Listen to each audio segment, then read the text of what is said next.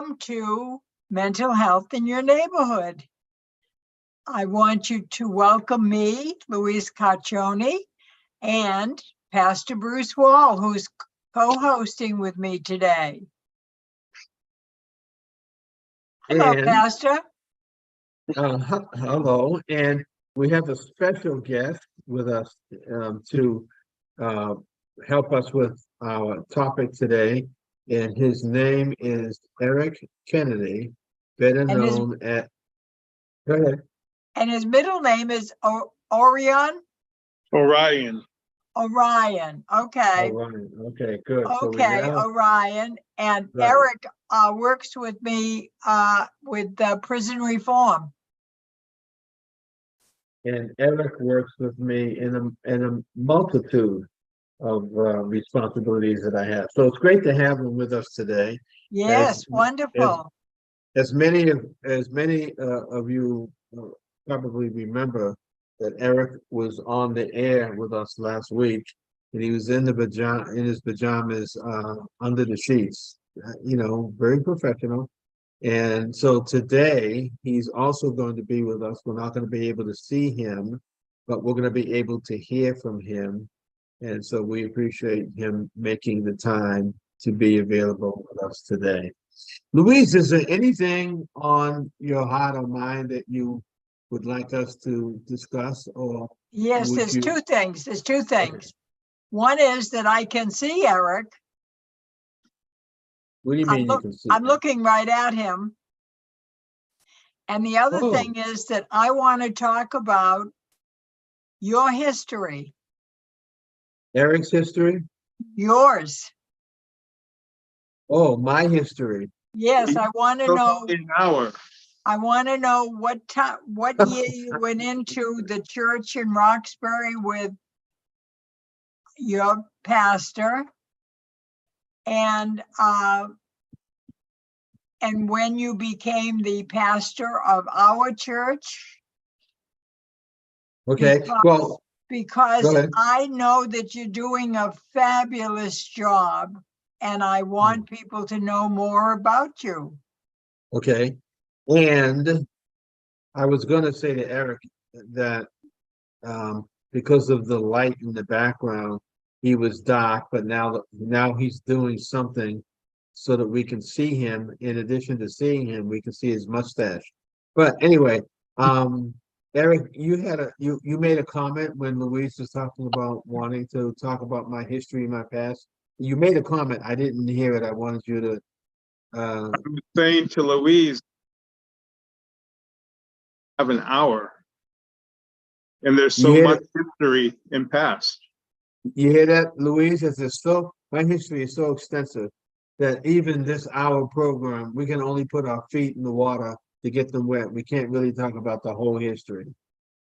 Well, that's fine, because we can talk about the beginning of your history as a pastor, and then when we run out of time, we can talk about it next broadcast. Well, did you know that I was a living legend? Well, I want to hear about that. Eric, did you know that I was a living legend?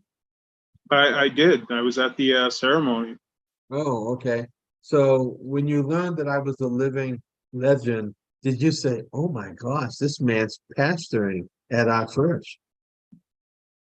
I said that way before this thing happened. Oh, okay. Well, you're on your best behavior today. Louise is on his best behavior. Okay. So what I wanted to talk about, because we'll put that on after we talk about the history, I wanted to talk about a support group that I'd like to see start out of our church. A support group for people who have diabetes at whatever stage they're at. Because honestly, when I was diagnosed a couple months ago, I feel like I'm in the dark, that I don't know anything about it. And there are other people sticking their fingers, putting things on the arms, checking the blood sugar, all these things that I have no knowledge of. And the book that I purchased to read was taken by somebody to read because they're pre-diabetic. So I wanted to start a support group because it would get information to me and other people while we're all trying to learn. So if we have any moments left in this broadcast, because I'm a living legend and my history goes so bad, we need to talk about a support group for diabetics. Well, I think we should start with some kind of interpretation. Interpretation. What is diabetes? Oh, What is it? okay. Okay, so before we go there, this is the history. I'll give you a brief history, and then we'll go right to diabetes because Eric could give us the definition because he's always researching. So you asked me the question about when did I go into the church? And my response to that is that I went into the church on 2 occasions. I was raised in the church. My mother went to church and she always brought me and my sisters to the church. So I was in church. And then I left the church when I became around 12 or 13 or 14. And I began to be more street oriented. And although I was in the streets, I was still trying to figure out what my life was going to be like. Where was I going in the city? What kind of a job I was going to have? So I was learning how to be a street kid, but I was also trying to figure out whether or not I had a future. And that I was attending something called weekday religious education. And weekday religious education, have you ever heard that, Eric, before? Weekday religious education in Boston? No. Okay, so let me educate you. The weekday, Louise, you know about weekday religious education, correct? Well, somewhat. Okay, so let me explain to both of you. The weekday religious education was when you were attending the Boston Public Schools. Once a week, you were released from your class and you went to a church of your choice for 1 hour where you received religious education. And I was released when I was in junior high school. I went to the Mary E. Curley Junior High School, and the Mary E. Curley was in Brighton, I think. No, it wasn't. It wasn't. It was in Jamaica Plain. Brighton High was in Brighton. It was in Jamaica Plain. And I went to a church, and at that church, I met none other than Reverend Michael Haynes. He was my teacher, and I was so impressed with how he taught, how he dressed, and how he handled teenagers that I wanted to know more about the church that he was the pastor of. And after giving him a hard time in the class and trying to disrupt the class, he settled me down. And one day I went to the church, saw that he was the preacher, and was attracted to the message about Jesus Christ, made a decision to be a follower of Christ when I was 18. And my life has never been the same. So that's a brief chapter 1 of the legend guy, Bruce Wall. So now can we go to diabetes? No. Oh, okay. So what's the next? It's her program, Eric. I can't take it over. Well, here's what I want to say. Okay. You said that we were all allowed to leave our public school to go to a religious class, but that never happened to me. I went to public school, but I was never released to go to a religious class ever.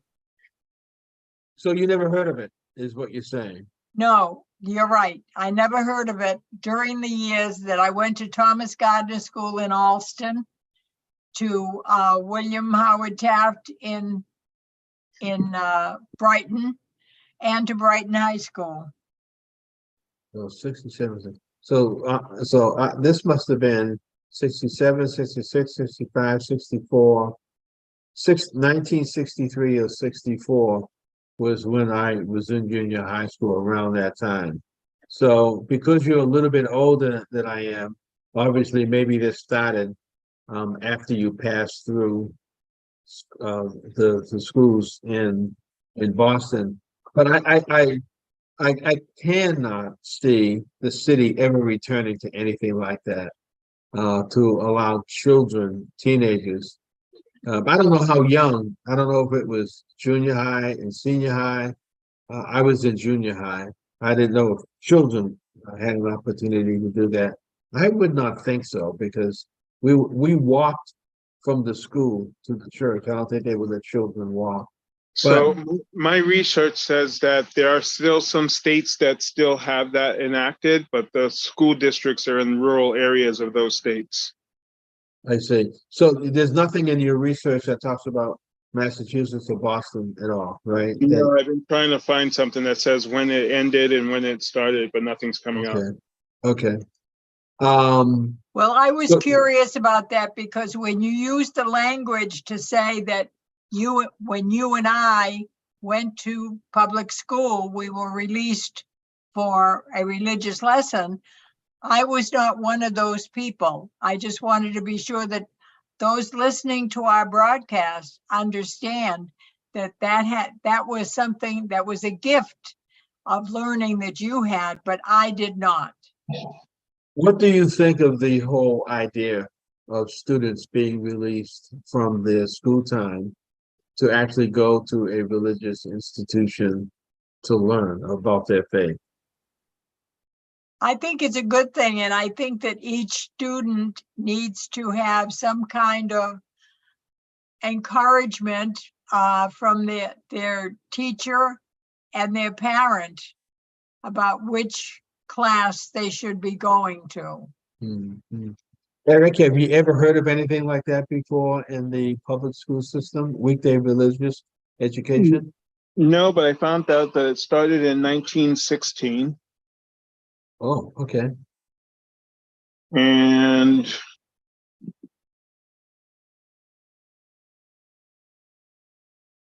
Yeah, what the, the ending when it stopped?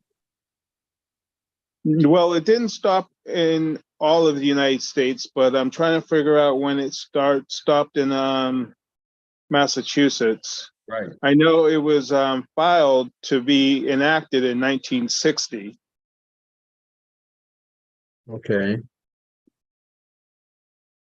It doesn't have an end date or when it was outlawed or taken out of law.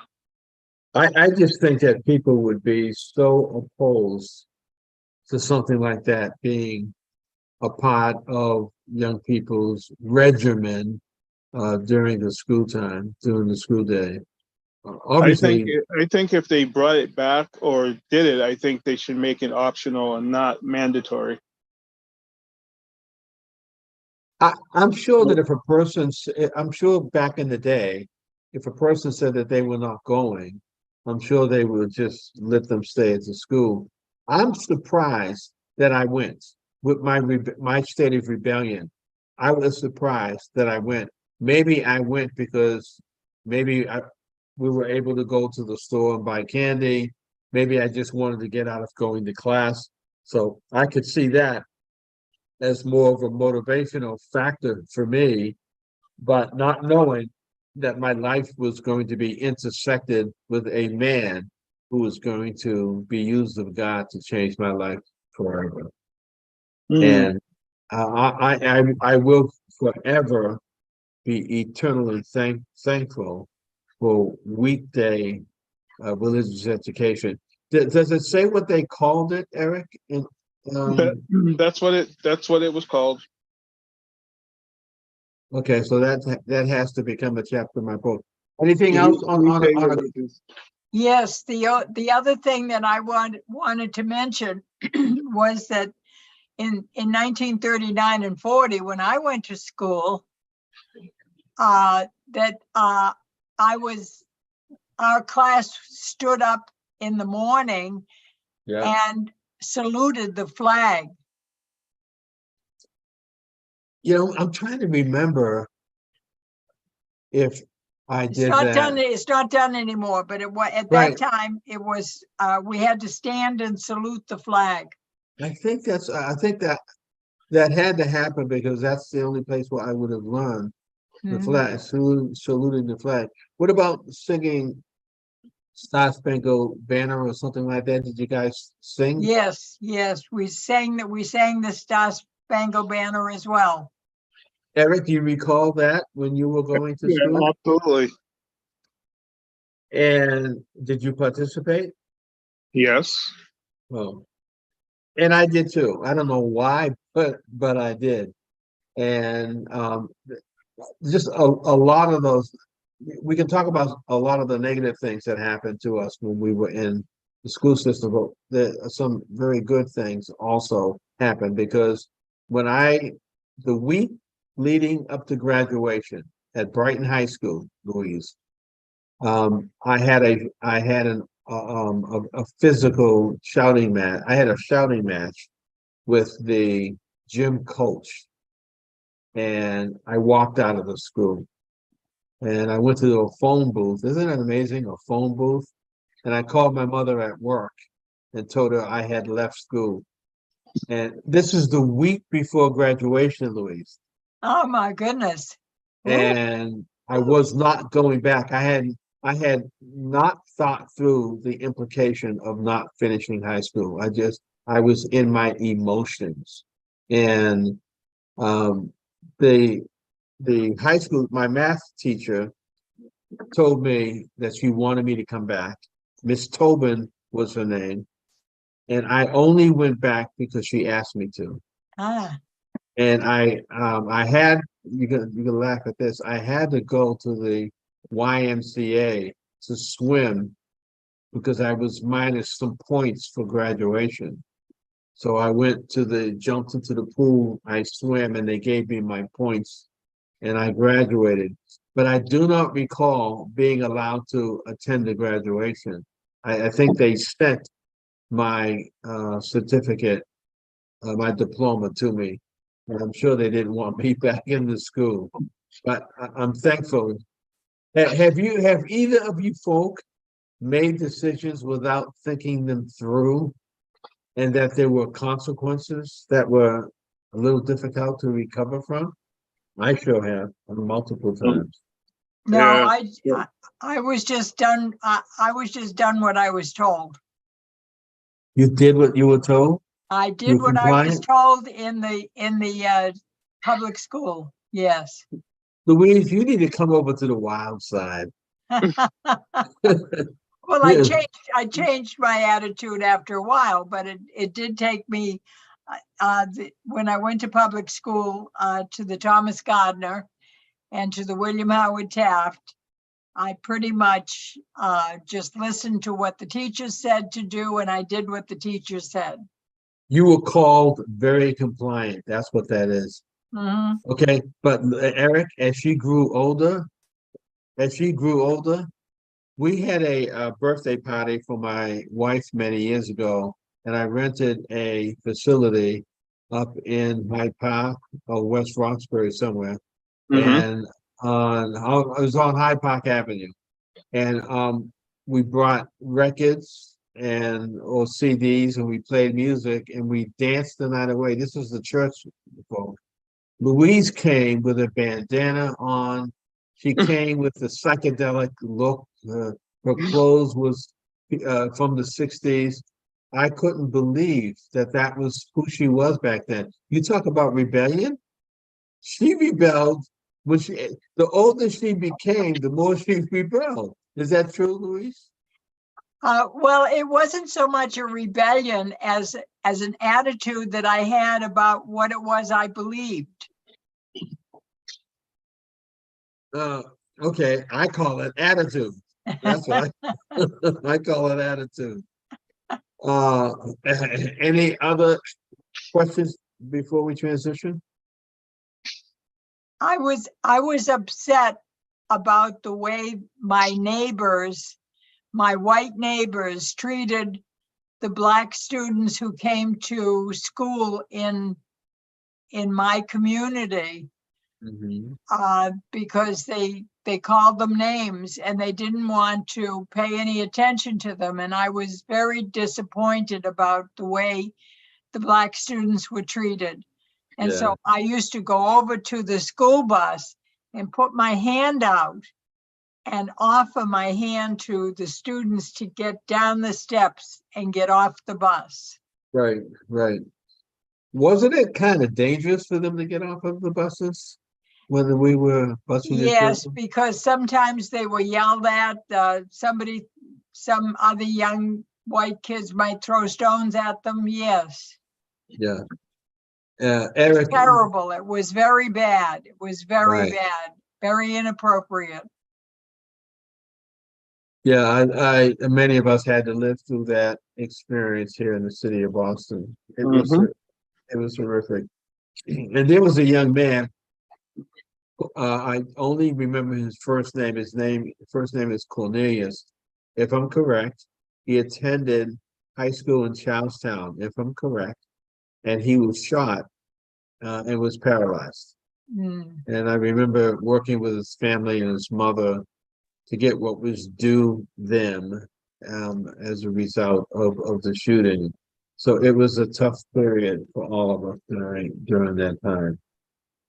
And Louise, again, you didn't live in South Boston ever, did you, Louise? No, I don't think so. But the people that wanted you to join them to push Black folk out of wherever you were living, where was that? Was that in Brighton? That was Alston, Alston. yeah. And so there were people in Alston who were anti-Blacks coming into this, going to the schools. Going to Thomas Gardner, going to the school, junior high school in Brighton, yeah. And my mother, we used to live in Dorchester. My mother moved out of Dorchester, out of an apartment, and she went into the Georgetown development in Hyde Park.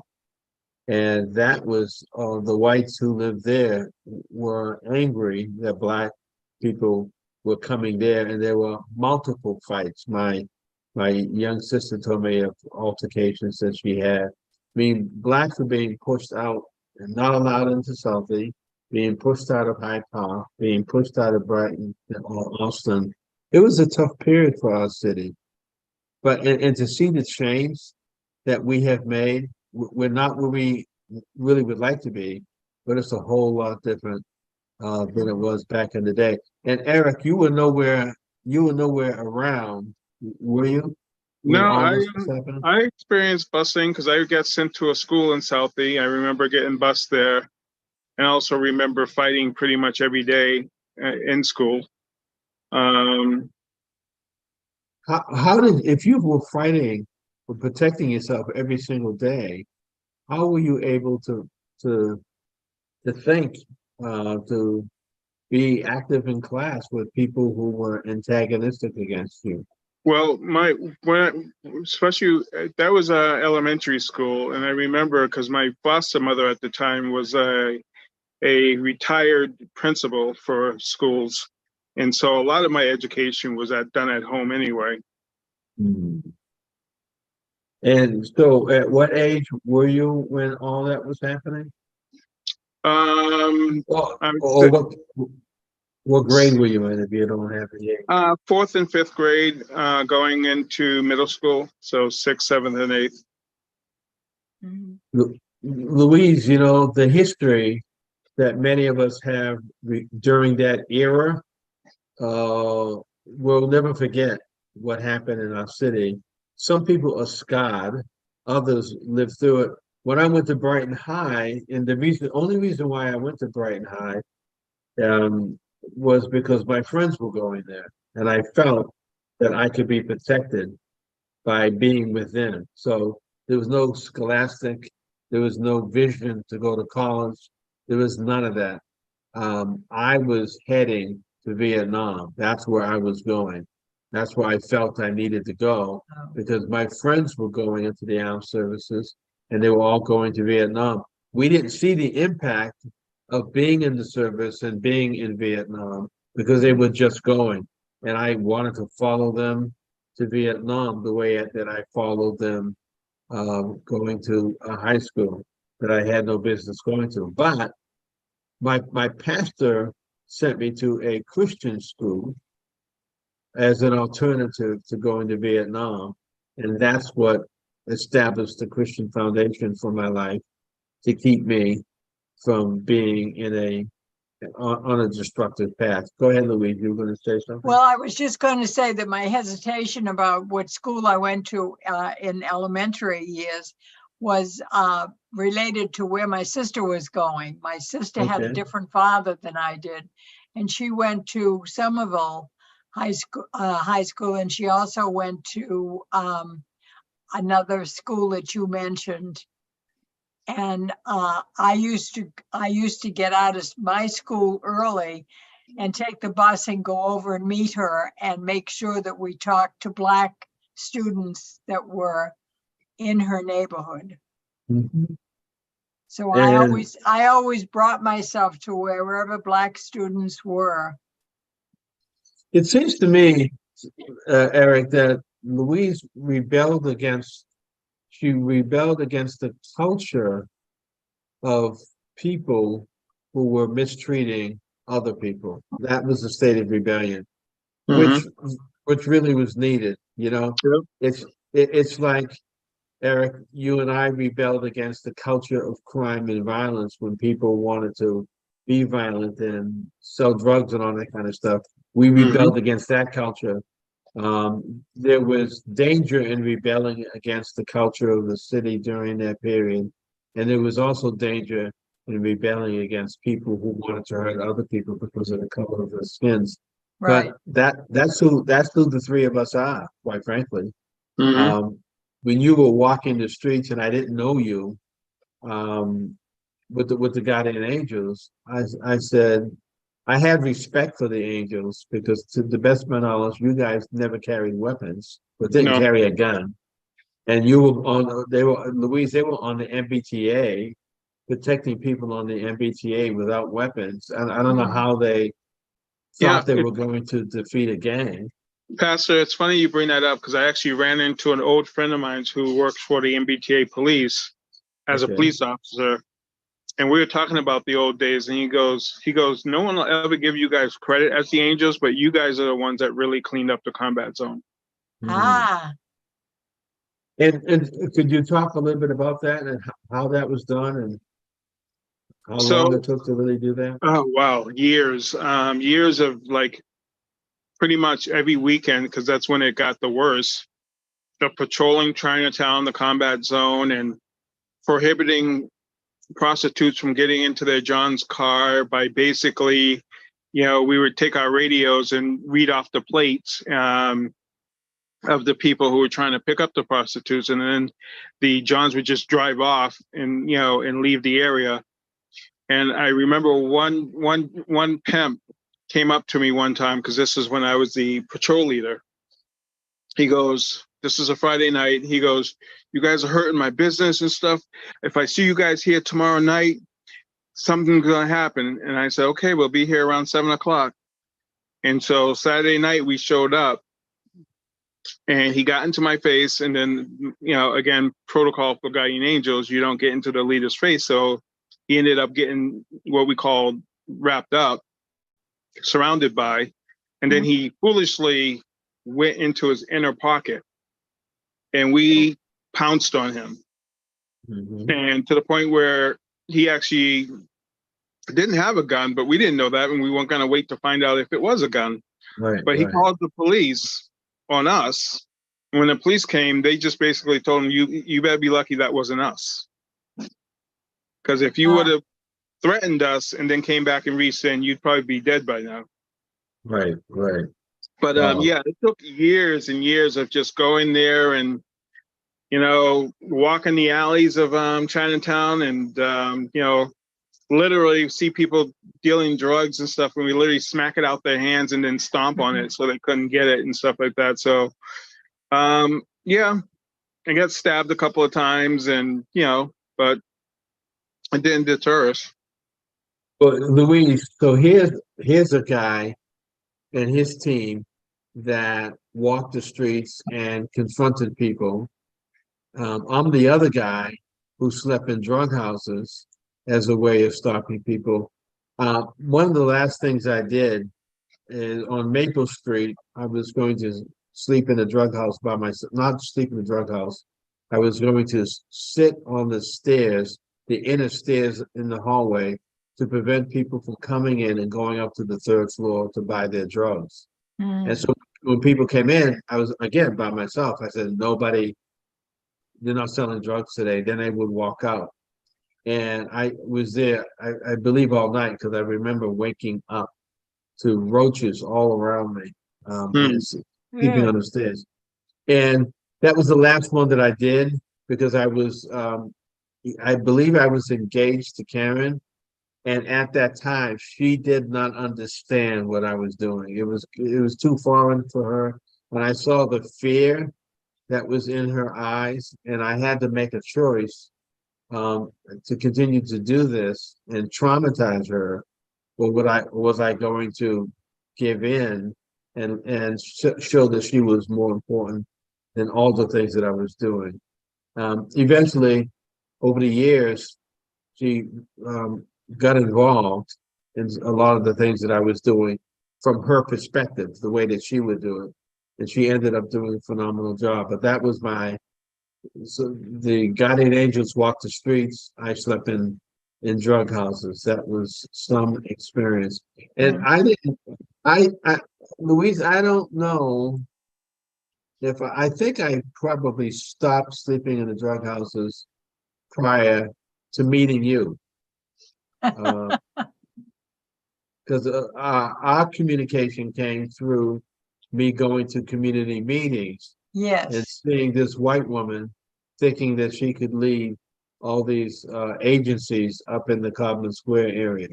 That was the jurisdiction, Codman Square, correct? Right, right.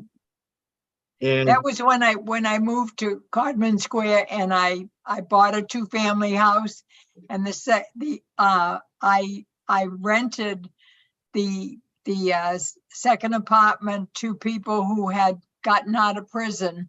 yeah, And I had permission from the commissioner, the state commissioner, to enable me to allow the people I had met in prison to live in a room in my house. wow, wow. Well, we all three of us have had very unique and very different experiences in addressing racism and crime in the city of Boston. And you know what? We're still alive to talk about it. And I never had a problem because the other place I went to hang out with my sister was South Boston. So it was Somerville and South Boston, the two places that she lived. But even though I talked to Black people and kids and their mothers were afraid to talk to me. Their mothers would tell me to step back, don't come too close, or else I might be in trouble. Wow. But the thing is that some people called me a dumb guinea because they knew that I spoke American or English and Italian. But I just, nobody ever tried to hit me or to touch me or to hurt me in any way.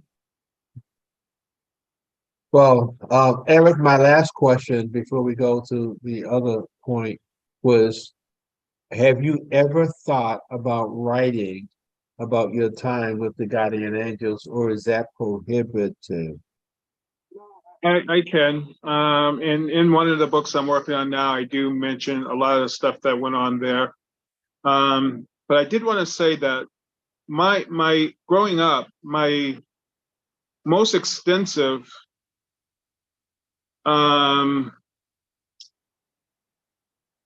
thing with racism didn't really come from whites. The only time I had to deal with that is when I went to South Boston to go to school.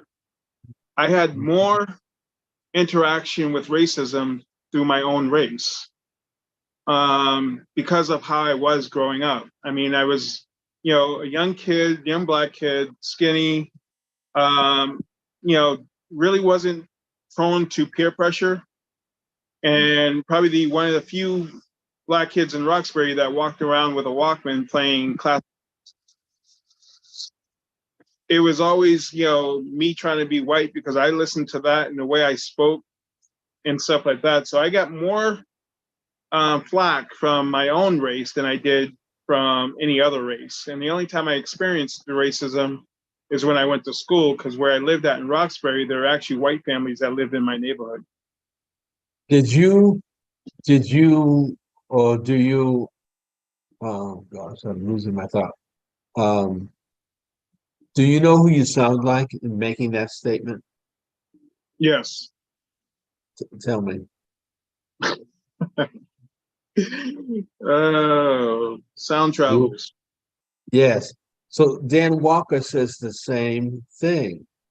And although the way that Dan does talk about his past and his experience is similar to what you're saying, but you both come out a little bit differently as it relates to your interacting with Black people today.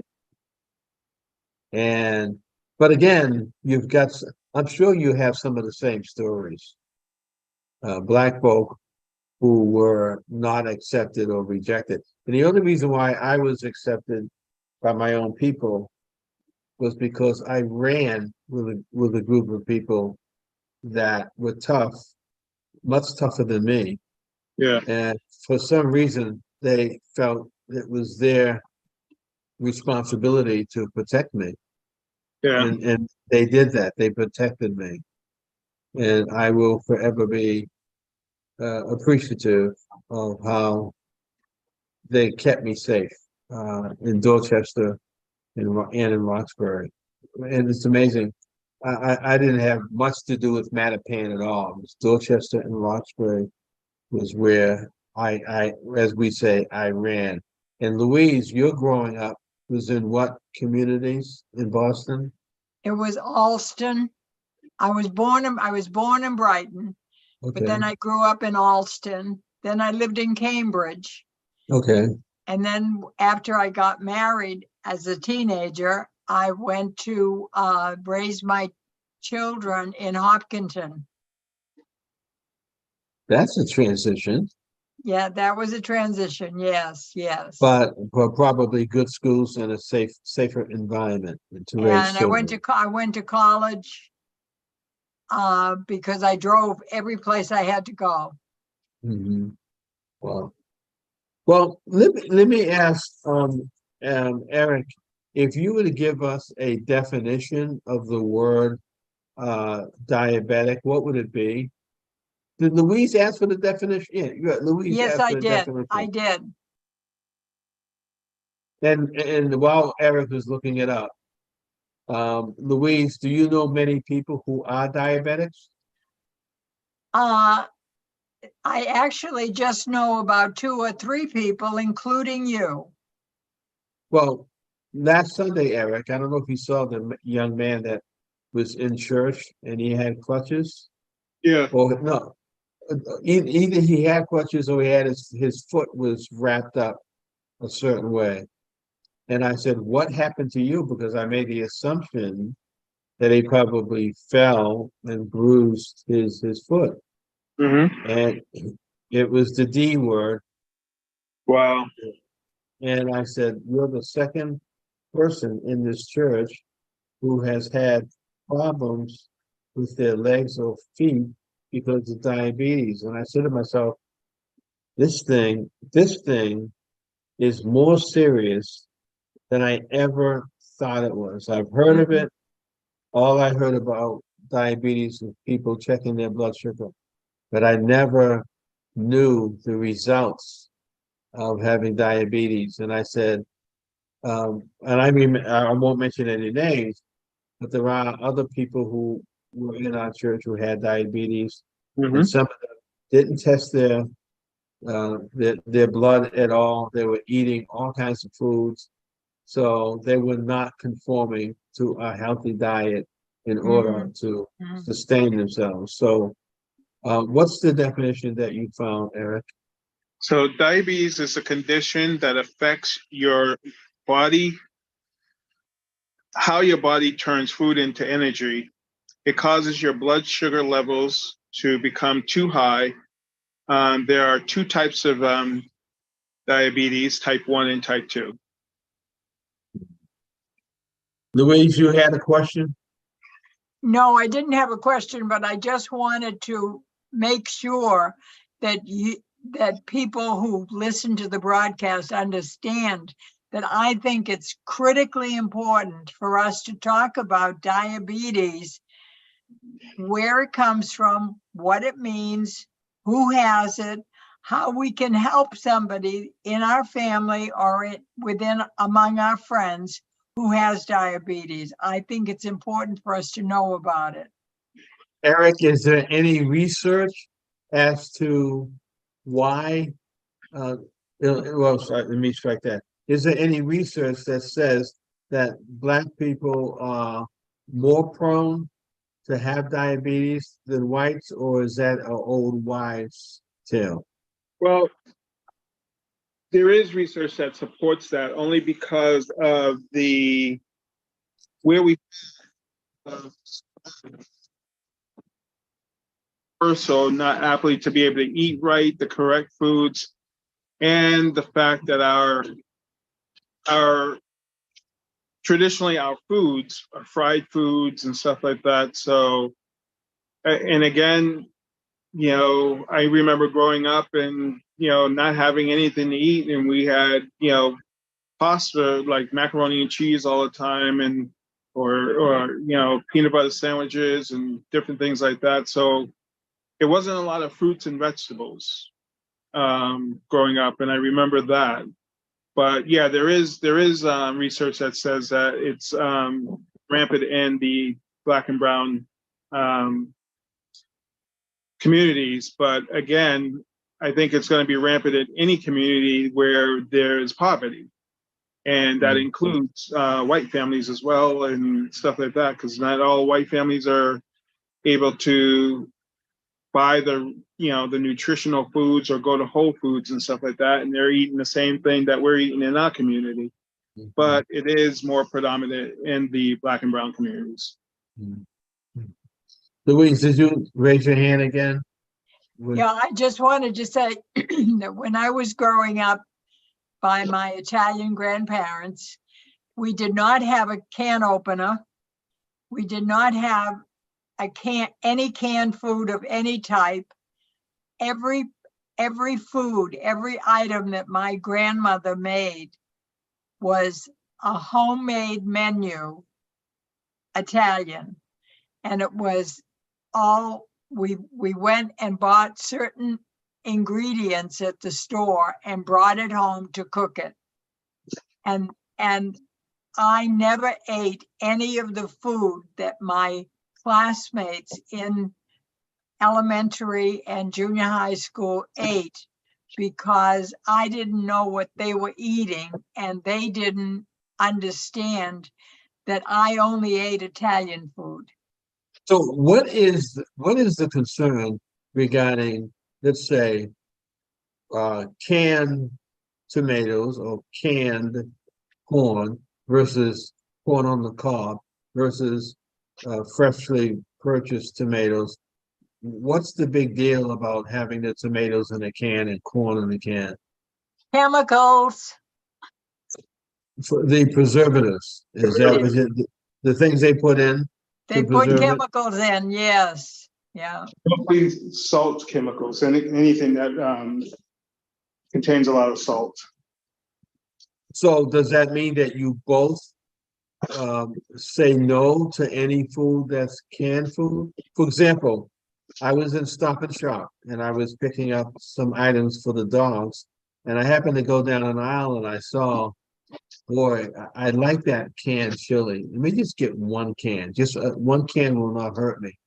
Then I looked up and I saw they had a Wendy's can of chili. I said, Wendy's can, they're selling Wendy's chili in the store. And so I just got another can. So that's two cans of chili because I wanted to compare. the Stop and Shop chili with the Wendy's chili. Now, Mhm. again, they put preservatives in those food. What about frozen meals? Are they also putting preservatives in frozen meals that you pick up from the grocery store? Well, they have to if it's going to be in the supermarket for any period of time. However, if you look at the labels, you can find which ones have a higher concentration of salt or anything that's going to be used to preserve it. So yeah, it's about doing your due diligence and reading the labels and determining what you're going to use. And again, everything's in moderation. If you're not Yeah. eating canned chilies every day, once a month or something like that's not going to hurt you. But that can't be your dietary Steady diet. norm. Right, right. So let's go to innocent Louise sitting over there, all innocent. So let's ask her a question, Eric, and see if we can trip her up. Louise, do you eat any canned food?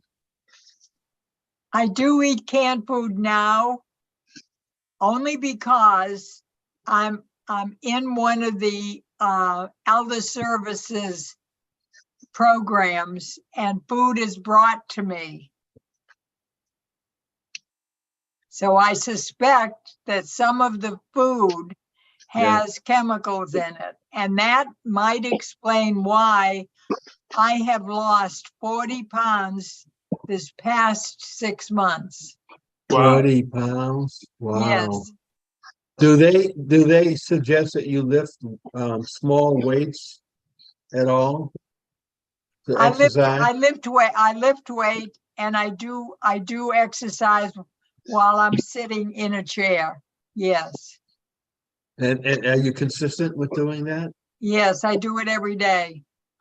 I have a friend of mine who is a vegan, and he loves it, and he's lost a considerable amount of weight. What is your take, both of you, on having the courage and fortitude to become a vegan? Have you thought about it? No, I know that I cannot stand up and move the weights or the walker that I use. I have to sit down or push the walker and lean on it. So I have to be careful. And so you would never give up meat completely in your diet and be a vegan, just vegetables. No, because no, I wouldn't give up meat. No. And Eric? Absolutely not. Oh, that's right. You were actually you were at a vegan I worked. restaurant. Yes, Correct? I worked at a restaurant for a few years at a vegetarian restaurant. Not a vegan, it was vegetarian. What's the difference? And What's the difference? What's the difference? so a vegetarian will still eat fish, eggs, cheese. A vegan will not eat anything that is coming from any type of animal. So they won't drink milk because it comes from a cow. They won't eat eggs because it's an animal, anything like that. And there are vegan restaurants, correct? Absolutely. But you've never. This does not attract you at all. Becoming a No, vegan. even working at the vegetarian restaurant, there's probably No. out of the whole menu, there's probably 0.6% of the things that I would actually eat there.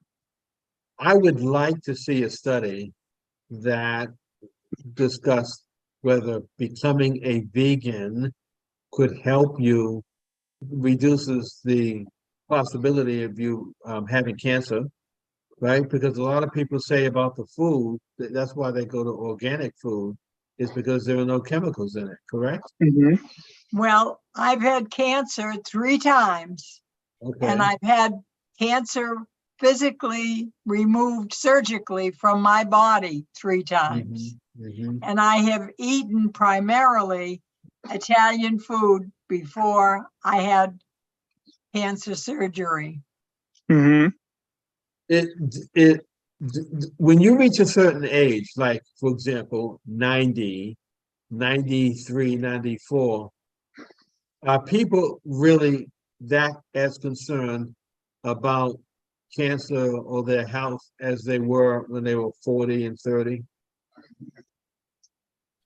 I don't know if I think about it. I've had cancer and I'm grateful. I thank Jesus because I prayed for the care and I prayed for the direction of God when I had it. But it was over a period of 15 or 18 years that I've had it. So I'm not, I don't really follow any kind of a document. And Eric, are you going to be more stringent and disciplined than you were before on your dietary restrictions? Yes, when I can, and I have control of that. So yeah, I will. But for me, it's more so stress. So I got to be careful with learning when I'm stressed and in dealing with it. And that's just one issue that I have, just learning, because stress for me doesn't feel like stress, but it is from what I was told. Does stress for you feel more like a challenge?